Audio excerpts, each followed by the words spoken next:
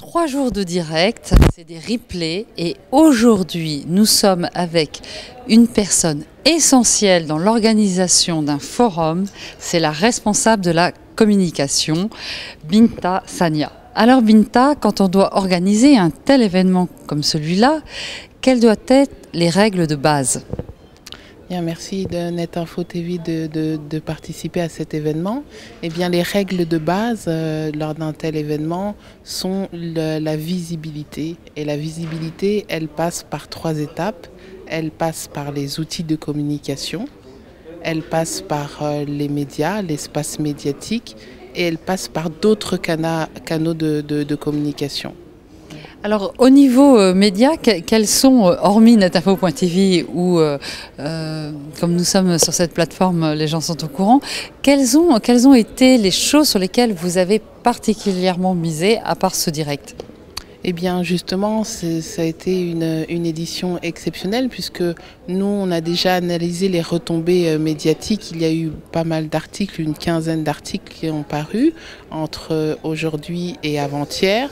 Il y a eu la première chaîne de télévision ivoirienne qui a retransmis, le signal du forum économique. Il y a eu la première, donc une référence belge, et bien entendu au niveau de la représentation belge, nous avons pu accueillir le Premier ministre Charles Michel, et nous avons aussi eu la visite du prince de Belgique, du prince Laurent de Belgique. Alors c'est la 2e édition, il va falloir capitaliser et amener à ce que la 3e édition soit encore plus grande, avec encore plus de notoriété. Quelles sont déjà les premières choses? Qu'est-ce que vous allez faire pour amener à une capitalisation pour la 3e édition? Alors l'idée n'est pas de faire un événement qui soit ad hoc. On a réellement la volonté de maintenir une continuité avec les entreprises qui sont présentes durant ce forum et de faire un accompagnement de celle-ci à partir d'aujourd'hui jusqu'à la 3e édition.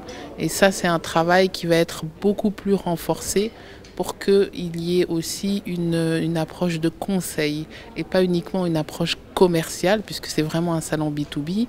Les entreprises réservent leurs stands, font des sponsorings, essaient de faire des rencontres, participent à des ateliers, débats et des séances B2B, mais on va essayer de travailler un peu plus sur la 3e édition, sur cet accompagnement d'entreprises, dans le fait qu'on ne va pas uniquement juste les enregistrer comme exposants, mais on va essayer d'analyser leurs besoins pour leur donner la meilleure visibilité possible lors de la 3e édition. Alors on ne connaît pas encore le prochain pays mis à l'honneur, ça sera annoncé tout à l'heure, mais est-ce que la 3e édition sera dans le même lieu ou encore une fois vous allez faire une itinérance, aller dans une autre région de Belgique, ou est-ce que vous allez rester dans cette région-là, dans un autre lieu, une autre découverte? Est-ce que vous avez déjà quelques points à nous communiquer?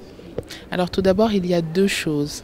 Le feedback, comme on dit en anglais, le retour d'expérience des participants va nous parvenir de par un questionnaire. Ils recevront un questionnaire où ils nous donneront leur avis sur le déroulement de ce forum sur l'ensemble des 3 jours, en passant par l'organisation générale, les intervenants, les interactions, les conférenciers. Donc on va récolter toutes ces données, on va les analyser pour essayer de nous améliorer pour la 3e édition.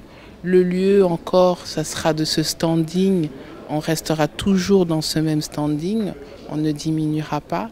Et quant au choix du pays à l'honneur, il y a beaucoup de composantes qui déterminent ce choix, mais il faut que l'entreprise ait réellement un projet de développement intéressant dans son pays pour qu'elle puisse créer cet échange avec les sociétés belges et européennes. Donc on est ouvert aux candidatures. Et nous pouvons présenter le projet en lui-même. Nous avons déjà été approchés par certains pays qui veulent eux aussi, comme la Côte d'Ivoire, être mis à l'honneur lors de la 3e édition. En guise de conclusion, est-ce que vous pouvez nous dire ou nous expliquer pourquoi ce forum économique et ces rencontres B2B ont reçu un tel succès? Est-ce que vous en avez une petite idée? Quelle est votre marque de fabrique en guise de conclusion? Je ne sais pas s'il s'agit d'une marque de fabrique, mais les exposants, les entreprises qui viennent réellement à ce forum cherchent quelque chose. Elles ont vraiment 3 jours, elles veulent rentrer en interaction avec le plus d'entreprises et de personnes possibles pour exécuter leur projet.